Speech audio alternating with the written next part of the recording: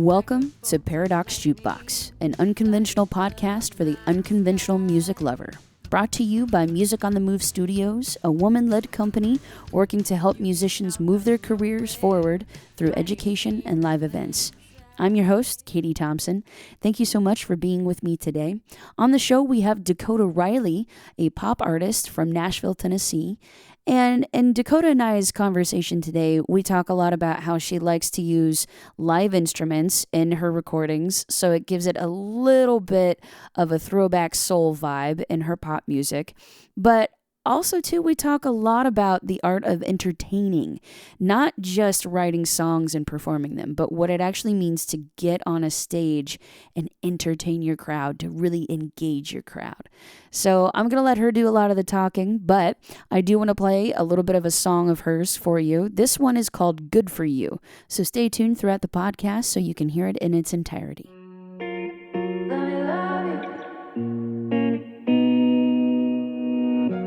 Lie awake day to day and contemplate what we would be. All my friends are questioning and giving in to negativity. Everybody laughs at love like it's a bad joke. They don't know I would try to get you close, but I have to be someone that you know. I just see the good in you. I know I could be good for you. All that built up energy in an ocean, like a key, I really wanna crack it open. I just wanna love you. But no one's ever loved you.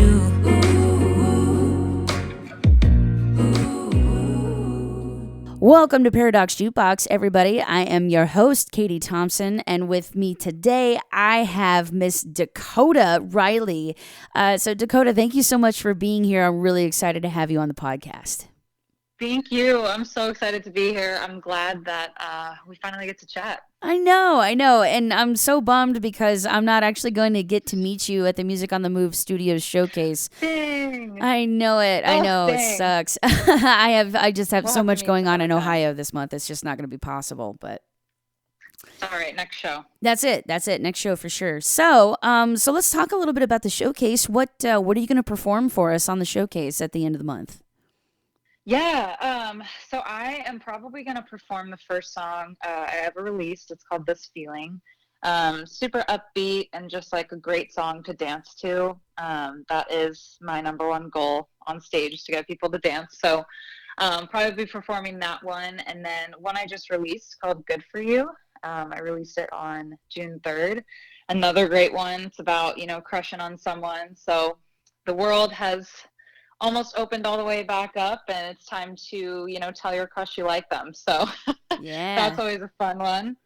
And then probably either another upbeat song or just one that, showcases my vocals. I think that Marathon's such a great venue, and the sound system's amazing. So gotta really put some thought into that. But yeah, that's definitely the plan as of right now. That's awesome. Well, we're very excited to have you. I know Erin is very excited. So thank you so much for doing the showcase and just being a part of the community.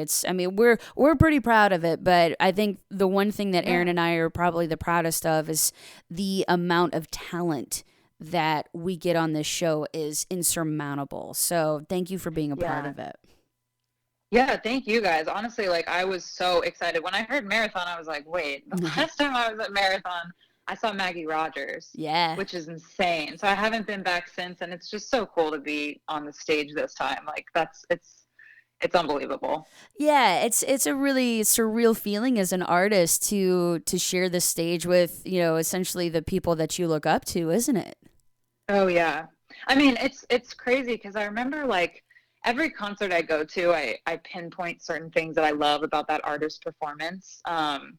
I've been doing it since I was a kid, honestly. I used to watch Hunter Hayes or Carrie Underwood or whoever I was going to see. I was a massive country fan when I was growing up.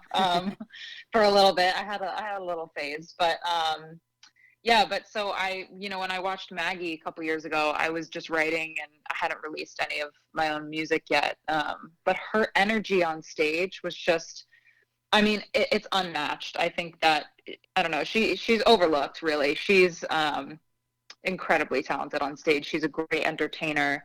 And I just was watching her dance and be so comfortable and talk to the audience as if she really knew them. And I was like, damn, this is like really what I want my, performances to be like and to emulate. And so now being able to perform on that stage where like that performance really affected me. It's so weird how the world works, honestly. It's a full circle kind of thing. Like you watched this artist, perform on this stage, and then for you to take a step on that stage, it's like, okay, and you've arrived. Yeah, I honestly feel like when I heard about, that we booked Marathon, I was like transported back to myself back then. And, a lot of self-doubt comes up right before you release your own music. And I think that there's like with any artist's career, any songwriter's career, there's little victories with each step you take. And this is definitely one of mine. And, when there's super low times or times when you're really down on yourself, you can always think back to these times where, you had a little victory, and it's going to help you to kind of push forward and move forward with a more positive light. So definitely a takeaway of mine. I love that. That's so cool. Well, okay. Yeah. So speaking of music, let's talk about "Good for You." You just released that one, and so can you talk about maybe the concept of how "Good for You" came to fruition? Yeah. So one of my best friends, Kendall Brower, and I were kind of talking through like ideas, and then she pulled me into a session with this guy Parker Matthews, who's incredibly talented. He did all the production and live horns and everything, kind of conducted all of that on the song. But basically all of us got in a room and we were kind of talking about, in your 20s and even beyond and before, when you have a crush on someone, it's really hard to, I guess, voice what you have to say to them in a way that is confident, that is like sweet, that is just the best way to say things, because you can always get nervous and start doubting yourself.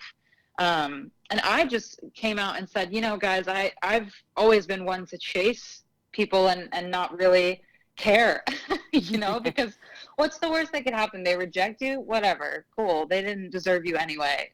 Yeah. And when we started talking about that idea, Kendall was like, wow, that would be really cool to write from that perspective, saying like, I know I could be good for you. Why can't you see it? And so that's how it started. And so all of the lyrics are kind of, they paint a picture of like me singing to that person saying like, you're up late, video games, like nothing else to take your night away. I could think of ways that you'll be entertained. Like, I got you. Like, I know I could be there in those nights. And it's definitely like a little bit sensual, but it's also like mostly really confident. And I think for young girls especially, but for everyone, it's like if I can encourage them to be a little bit more honest in any light, especially with confrontation in a positive way, then that's what I want to do. So that is awesome. Yeah. So I was just talking with a couple of friends not too long ago about this and how, a lot of things as far as what our youth are taking in can be a little over sexual and, probably a little too mature. So when an artist starts talking about empowerment, female empowerment and, expression, and it's not 100% tied to something that's sexual, I think that is incredible. And I have to say thank you, because I wish there was more of that in music right now. I really do. Well, thank you. I really appreciate that. I mean, I think it comes from, to be honest with you, when I was a kid, it was too much, right? It was, Dakota, don't say that. It was, that's not right, but it was really just me speaking my truth as a kid. Like it was never negative. And even if it was something that I was noticing that was wrong in the world. I didn't know how to correctly voice it yet. Mm-hmm. And so I think I've carried that as I've gotten older. I've learned how to shape it into a positive light. And like you said, I mean, like half the time, kids are taking in things that are, overly sexualized and, but also I think they're taking in like not enough ways to effectively communicate. Right. Yes. So yes. Like this entire generation is tied to their phone, they're tied to TikTok. Instead of being like, oh, like, you know, how was that night with your friends? It's like, did you see this person's TikTok? Right. So, and I have younger siblings. And so it's always like, okay, well, when I was 14, 15, Instagram maybe just came out, and God, I sound so old, but you know, it was like, oh, like who's texting who? And even that was, I feel like, a better form of communication. But I still want like youth, and I mean, even people my age, just to get back to like, let's say what we really mean. And I mean, what is the worst that could happen? Yeah. Well, and I think this generation they're so afraid of rejection now because you see it on social media all the time. People just nitpicking each other to pieces. And so, of course, they're going to be scared to speak their mind. But, you know, I mean, I'm not going to ask how old you are, but I come from a generation where, you know, Facebook didn't exist until I got to college. And so, you know, cell phones were just becoming a thing for people to actually have on their person all the time. And trying to have a conversation with somebody, being so afraid of what they're going to say to you, like in certain circumstances, yes, I can get it, but not in just everyday conversation. And I think that's where today's kids are, is like they are literally afraid to have real conversations with people. Mm-hmm. And it's scary. Yeah. It is scary, and I think it'll always be scary, but I mean, I take a lot of wisdom, and I mean, I love listening to people. I think that's just the songwriter in me. I love listening to stories and, you know, what people that have experienced more in life than me have to say. And I mean, something that I've just learned from my parents, and I'm very lucky to have learned effective communication. Yeah. I don't think that is taught as much as it should be, you know, having a voice in your family, being able to say like, you know, my parents didn't say no because I'm your parent. They said no, but you know, if you want to talk it out and you want to argue with us, go ahead. I mean, we want to make it known that, you know, in this household, you can effectively communicate anything you want, right? You might not like the answer, but I think that goes for life too, right? So like, you know, if you're going to tell someone you like them, you might not like the answer, but like, at least you got it out there. And, you know, I always feel a lot better when I say what I'm really thinking. Yeah. I wish we all weren't afraid, and especially you know, just people younger than me. And I think that there's something to be said for having a form of you know, communication that's a little bit beyond your years. Sure. That's the only way I can really. Yeah, the way to put it down, for sure. So it seems like to me like that's your strength is being able to communicate exactly what you want via your music. And so I'm interested to hear about your writing process, you know, like, so when you actually sit down to start, you know, working on a song, how does your process start? And do you focus so much more like on like, okay, this is what I want to say, or does it just kind of free flow out of you? I tell stories, and I'm very, very open, like in general in life, like, you know, I'm an open book to people that I just meet, and that's just who I am.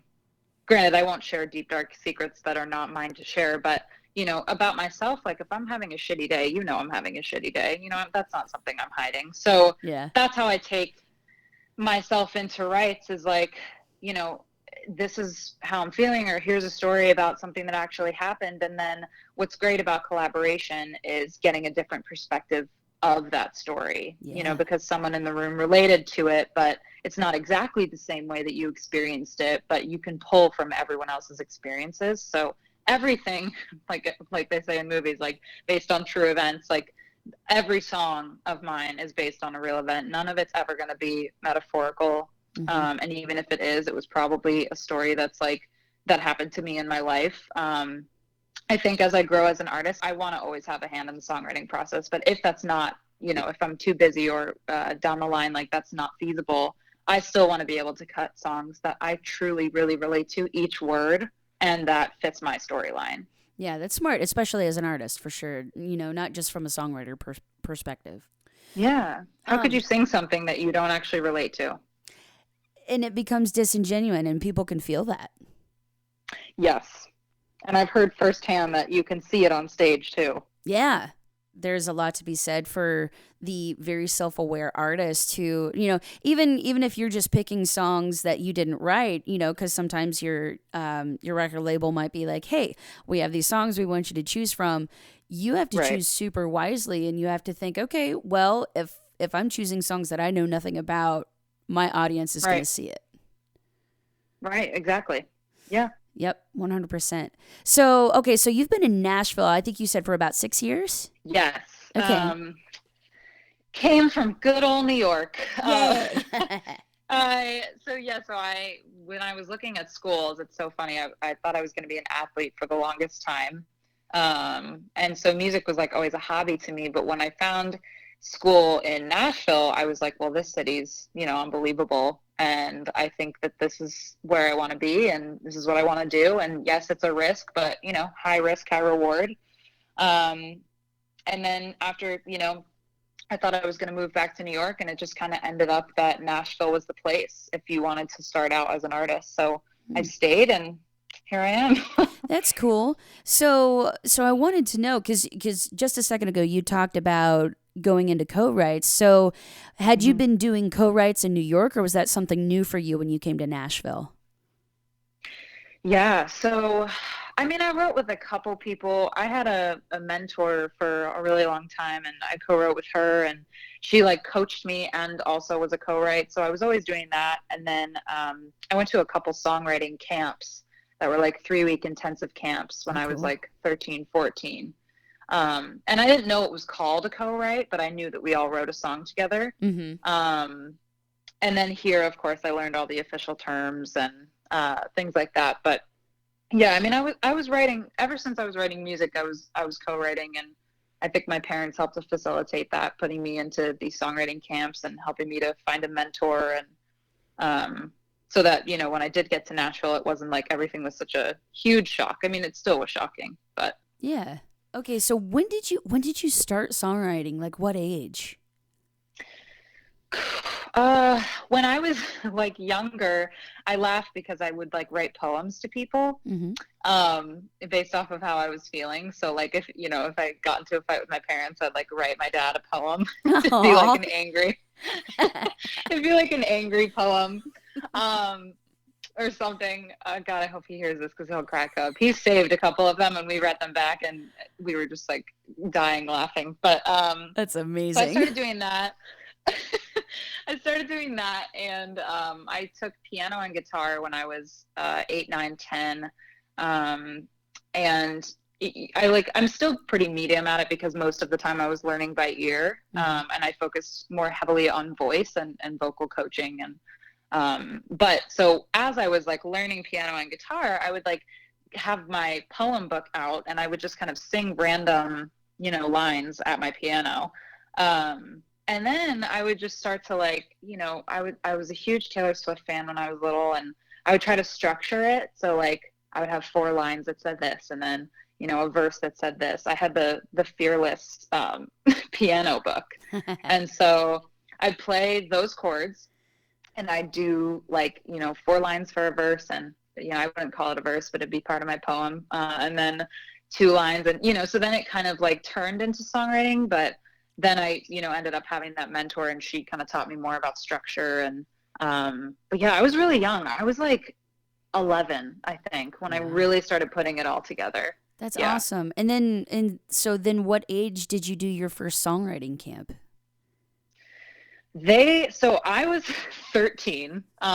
Everyone else was, I want to say like 15 or 16. Wow. And had been doing it for a really long time. But so I went to the camp, and I mean, I was young throughout everything. I graduated high school at 17. I graduated college at 21. Wow. Yeah. So I don't know how that happened. I definitely didn't skip a grade. I think I was just on the younger side of my birth year. Right. But yeah, so I was pretty young, but what's great about that is you're challenged when everyone else is older and they've been doing it for a long time. Like my competitive side came out at 13, like, oh wow, they're writing, you know, really great songs. I should be doing the same. I played video games, nothing else, taking night away. I could think of ways to be entertained. You know I got you, babe. Everybody laughs at love like it's a bad joke. They don't know I would try to get you close, but I have to be someone that you know, you know. I just see the good in you. I know I could be good for you. All the pits of energy and emotion, like a key, I'll be the one to crack it open. I just wanna love you. Like no one's ever loved you.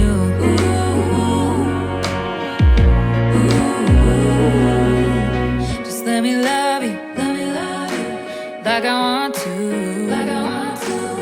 Just let me love you, like I want to, Just let me love you,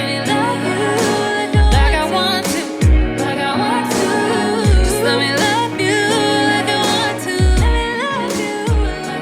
I just see the good. So like when you go into co-writes and stuff, like do you still kind of take some of the tools that you got from these camps, or has your songwriting evolved so much that you've kind of moved away from that? Oh God. I think like definitely over the years, I always was like a fan of melodies, and so I think that's stayed the same since I was a kid. Mm-hmm. I just always wanted to find new ways to sing something. So I think that's always been my strength, but the process has definitely evolved and changed over the years. I think like lyrics have gotten more complex, and just the form of songwriting now as a mid-20s person who's experienced what I've experienced versus like a 13-year-old who has the whole world in front of them is definitely a little bit different. Well, and I meant as far as like the techniques and stuff that they had taught you, because I personally I didn't do my first songwriting camp, if you want to call it that. I didn't do one until I was like in my late 20s. So I was just curious, like what kind of processes were they giving you, like when you first were like 13, and then because you did 2 other camps, like how did. Like, I guess I just want to know, like, because I'm so interested. Because if I would have known about songwriting camps at the age of 13, I'd have been like, Mom, sign me up, do it. Yeah, absolutely. Yeah. Well, so they, like I said, with structure and stuff, I mean, it's a really important thing to learn. And so I think like that's something that we really touched on, in the beginning when I was like 13, 14. And they would kind of come around and they'd look at our songs, and we'd have like talks about them. So we'd have like group talks, we'd present. And then essentially once the song was like edited by the camp instructor, it would be ready to perform. And so then we'd get into rehearsals and that sort of thing. And then, as I got older in the second term of it, there were like different groups. So there was obviously like beginning groups. It's really like any summer camp for kids. Mm-hmm. And so then that second year that I went back, it was, okay, well, now you know the structure of the song. Now you know how to kind of put it all together. What could you take from last year to make it even better? And now this time you have to kind of perfect 2 songs to perform, and then rehearse those 2 songs with your group to perform at the like showcase at the end. That's cool. That is really cool. Yeah. It is really cool. Like I said, if I would have known something like that would have existed, I'd have been all over it. But that's a unique experience. So that's really awesome. So, okay, so now let's fast forward. Now you're mid-20s, songwriting. You're in Nashville, and you have a new EP that you are about to release. So let's talk about that. Yeah. So I have poured my heart and soul, as every artist says, when they're getting ready to release an EP. But really, it's been like 15 to 18 months these songs have sat with me. And I mean, there is a song on there. I have live instrumentation on each instrument. I have gospel vocals from one of my friends, gang vocals, like gang claps. Wow. Good For You has live horns from the Clemson marching band, or I think just live horns in general. I don't know if all of them were from that, but wow. Yeah, I mean, insane stuff. So I've really taken like the soul Motown, aspects that I really like, which was always the live instrumentation, to heart with the EP. And I think the second tier of like my artistry has been the focus of, okay, well, if I'm going to release an EP, I want everything to sound almost identical when I get on stage. So that has definitely been like the focus point for all of these songs. And I'm really proud of every single one. I think that it's just a great representation of who I am as a person, who I am as an artist, and like the track kind of going forward of where I want to be. That's wonderful. And I love that you're using, so many live instruments, because in this day and time, a lot of people have gone super electric and in the box. And, oh God. it's just everything gets very, very overproduced. But when you have the warmth of those live instruments, it brings a recording to life. Yeah. Tell me about it. Honestly, I get sick of it, really. Like New Music Friday is a great playlist, and I often refer to it, but I think there were a couple times, and there always is like a week or two where I'm just like, oh my God, everything sounds the same. Yeah. That's just me being honest. I mean, it's like, I couldn't pinpoint, live instruments. And so I had someone tell me once that you should just do what you like and people will follow. Yeah. You shouldn't try to please the listener. And so I've really taken that to heart, and just like, I do not want to digitize my music at all. I gotta commend you, friend. That is huge, and I agree with you 100%. You need to follow your arrow, and you need to just do you. And your friend is right that the listeners are going to follow. And in this day and time, the best thing about social media right now is that you don't need a record label to go viral and develop a following that is going to be loyal and true to you. Because if you stay loyal and true to your art, that is what they're going to feed off of. Yeah. And I think I've always been just stronger on stage. And so like, not hiding behind, because that's not the correct term, but you know what I mean? Like, if I were just to release music and never perform it, you wouldn't really get the whole like gist of me as an artist. Like, I think that these songs on stage versus what they sound like on the recording, although they sound great on the recording, it just brings them even more to life on stage, just because that's my happy place. Yeah. So it'll be even more telling, and hopefully I'll develop even more of a following, like once people start to see like what I'm like on stage and what the songs sound like on stage. For sure. And this is really cool. I don't think I've actually spoken to an artist yet about their performance on a stage. And I would really? Yeah, not yet. I mean, the majority of the times, like in the interviews, we've just been talking about the music and the process for the music. But I would love to know more about how you see yourself as a performer on stage. If you could just talk about, what that energy is like for you and what you strive to do as a performer.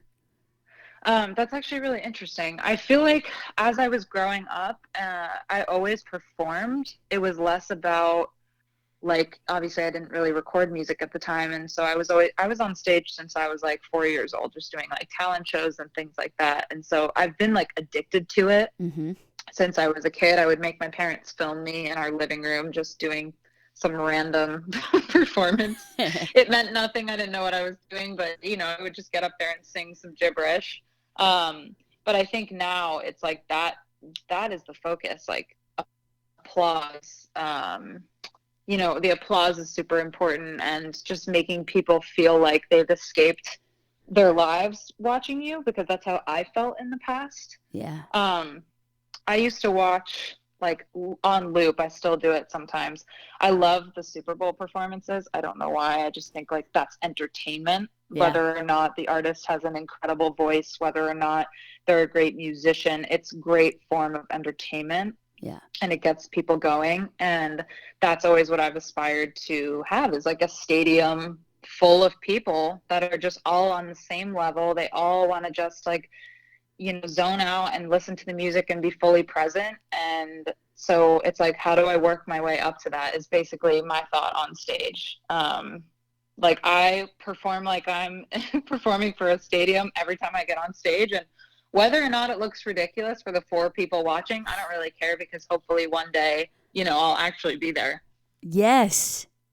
That's awesome. And it's so true. It doesn't matter if you're in front of an audience of 440 or 400,000. You've got to give it your all every time that you take that stage. Yeah. I feel like I get the flu like the next day. Like I always feel like I was hit by a bus, but Yeah. that's how I've always been. It's like, you either give it your who half-asses things. I don't know. I can't. So even if it's like just you and I will give you the show of a lifetime, just because that's the goal one day. If you don't practice who you want to be now, you'll never get there. So Yeah. Well, and I feel that sometimes there are a lot of artists that don't talk about the art of performing enough because it's completely different from just writing music. And I'm not trying to be critical, but you've seen people who take a stage and you're like, okay, well they have a fantastic voice, but I'm about to fall asleep. yes. I can name very famous performers where they stood on stage in all black and just sang, and there was no dancing and there was no bopping around the stage. Even if there wasn't choreographed dancing, there was nothing other than them just singing. Yeah. And I would never ever see that show again. Right. Exactly. And you have to think about it, people pay really good money for concert tickets now.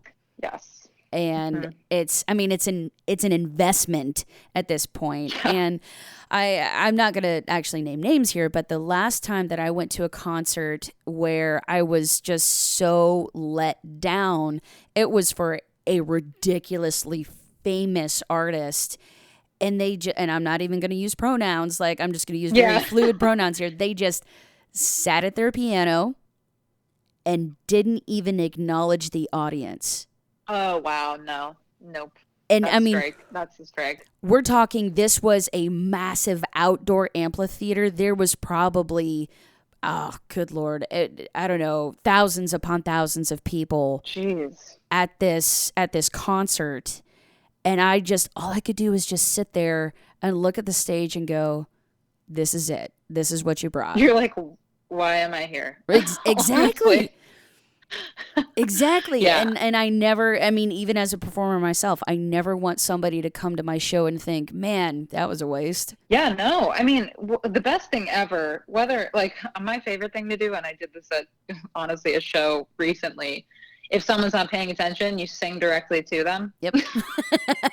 Like if someone's on their phone or they're chatting with their friend. I did it to this girl at a performance I had recently, and she was talking to her friend and wasn't looking at the stage or paying attention at all, and so I just stared right at her and sang right to her.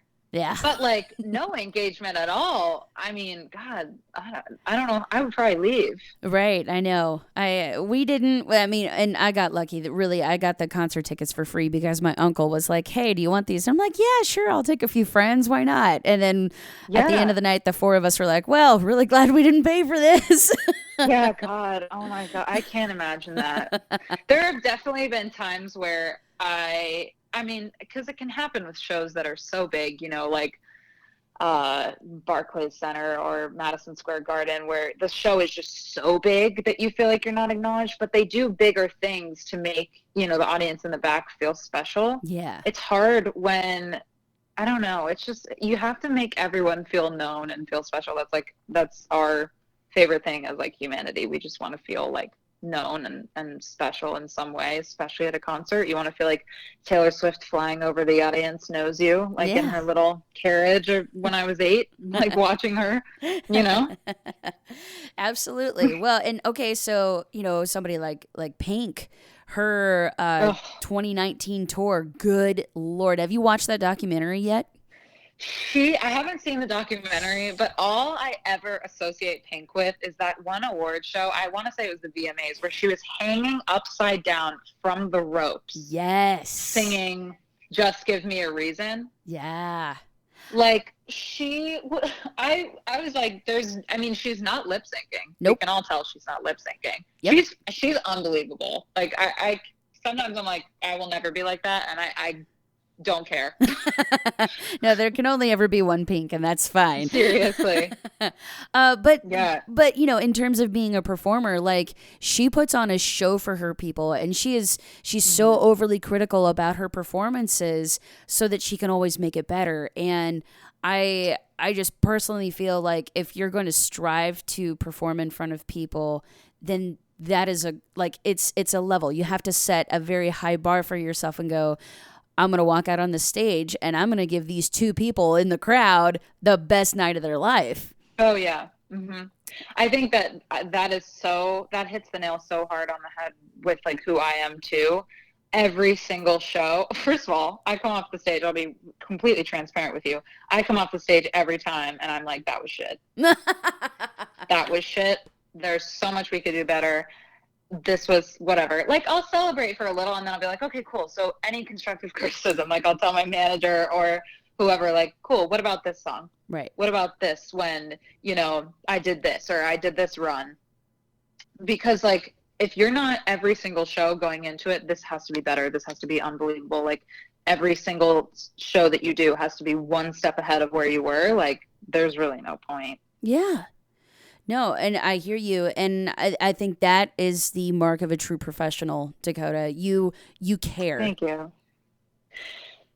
Yeah, I mean, I try. And it's like, even those days that you are down on yourself, like I know that constructive feedback and like always having a goal and always working towards that goal is positive in itself. Like even if sometimes it feels like, damn, my run didn't really work out or, I tripped on stage or whatever.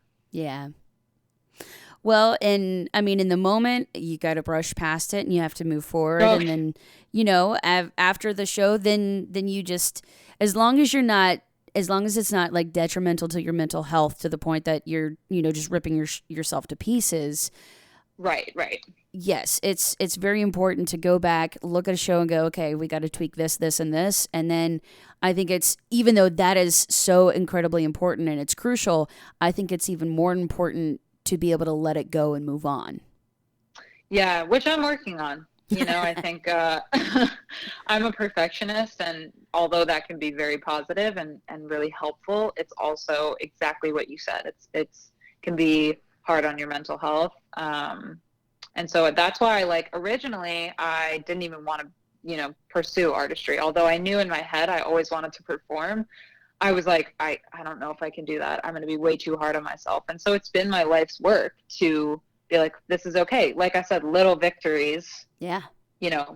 Every single experience you have as an artist, like what little victory can I take out of it? And I think I'm just going to keep on that way, even when I feel really down, because that'll help with that mental health portion of, I mean, I know not all artists are like this. I know some are just kind of like, yeah, it was fun. Like, woo, and I wish I try to have a little bit more of that, but I'm definitely a huge perfectionist. And so it's that balance, like really finding that balance. Exactly. Yeah, I was just going to say it's about finding the balance and, allowing yourself to make mistakes because we're human, right? Mm-hmm. And I've talked to a lot of people who go to concerts and, they're just music enthusiasts. And the one thing that I hear so often is, I love it when I see an artist make a mistake on stage and laugh it off and just go, well, that happened, whatever, and they kind of make a joke about it and then they move on. And it shows that you are human and you're not just a machine. Yeah, you have to, because I think if you give it energy, you'll forget. Like I would just forget where I was altogether and lose focus if I didn't just laugh it off. Which has definitely happened, and I'll like chuckle, or I made a comment on a live stream that I did. It was an hour-long live stream, and obviously there was no feedback from a crowd or anything. And I think we messed up on like the beginning of a song, and I was like, "Guys, we're live." I said something like that, like, "We're live, guys," and then we restarted. Like, what else can you do? Yeah, absolutely. Well, and good Lord, I mean, I can't even tell you how many times I've started a song off in the wrong key or even started the wrong song to begin off a set. That just happened last week with my band and I, and they're all looking at me like I've got four heads, and I'm like, it's fine, just go with it, and let it go. It's cool. Yeah, exactly. I mean, you just really have to brush it off at that point. I mean, like I said, trying to be less, Dakota, you need to be a machine and more just free and easy on myself. Yeah. Well, I think, with the conversation that we've had so far, I mean, you sound like a consummate professional. So Thank you so though, much. yeah, no, and it's important. And I love talking to other artists who take their performances so serious. Like you take your performances just as seriously as you take your writing. And that just, like I said, it's the mark of a true professional. Thank you. I really appreciate that. I mean, I think it's like I'm huge on motivational speeches and TED Talks and Brene Brown and just like a very inquisitive person. And I always want to learn about how to better myself. And I think like the biggest thing is showing up as you want to, progress, and like who I see myself as in a couple years. And so showing up professional now when I don't have a label and I don't have publishing and I don't have a million people following me on Instagram, but showing up as that same person that I hopefully will be one day with all of those things, and selling out stadium tours and whatever. Like if I can work on being that now, hopefully one day it'll happen, right? That like manifestation, which is something that I'm learning to do. Yeah, and setting the intention. Absolutely. Yeah, exactly. But I really appreciate you saying that, and it means a lot. It really does. Yeah, absolutely. Well, look, I am here, if anything, to give artists a platform and try to, just help them get their music out there. And I think that what you're doing is wonderful. I think that your music is great, and I'm really bummed that I don't even get to watch you perform at the end of the month. Next time at Marathon, I'm going to put that out there. We'll manifest that now. Absolutely. Well, friend, thank you so much for coming on to the podcast today. It's been an absolute pleasure and a joy. So thank you so much. Thank you. I really appreciate it. And it's been awesome talking to you. I like I said, we will manifest you being at a show. If I have to, come pick you up and take you to one, we'll find a way. Awesome. I love it. I could be good for you. All that pent up energy and emotion. Lock and key, I'll be the one to crack it open. I just wanna love you. Ooh, ooh. No one's ever loved you. No one's ever loved you. I just see the good in you. I know I could be good for you. All the pent up energy and emotion. Lock and key, I'll be the one to crack it open. I just wanna love you. No one's ever loved you.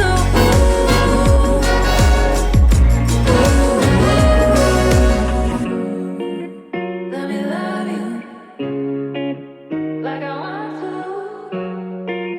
Let me love you.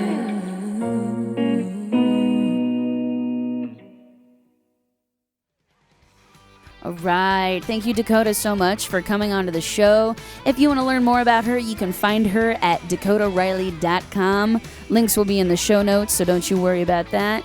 Thanks so much for tuning in to Paradox Jukebox. If you want to learn more about us and Music on the Move Studios, you can find us at musiconthemovestudios.com. If you want to reach out to me, if you've got suggestions for people to come onto the show, or if you'd like to submit yourself as an artist, you can find me at Caitie, Caitie, at musiconthemovestudios.com. Thanks so much, everybody. It's been a pleasure. Many thanks to our founder of Music on the Move Studios, Erin McLendon, for this epic theme song. We'll see y'all later.